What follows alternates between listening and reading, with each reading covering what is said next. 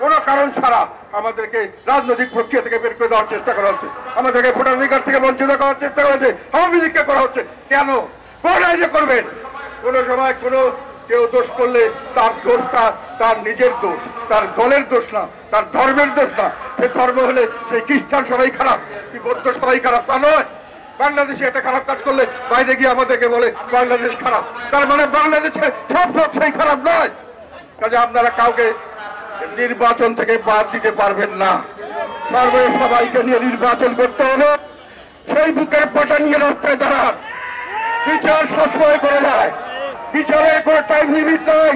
সংস্কার সবসময় করা যায়, সংস্কারের কোনো টাইম লিমিট নাই। প্রতিদিন সংস্কার করা যায়। আজকে একটা সংস্কার করলাম, 7 দিন পরে আমার মনে হলো সংস্কার ঠিক হয়, আবার পরিবর্তন করবো। আপনি সব সংস্কার একবারে করে ফেলবেন, সবকিছু আপনি একবারে করে ফেলবেন, এটা সেই ধরনের ব্যাপার নয়।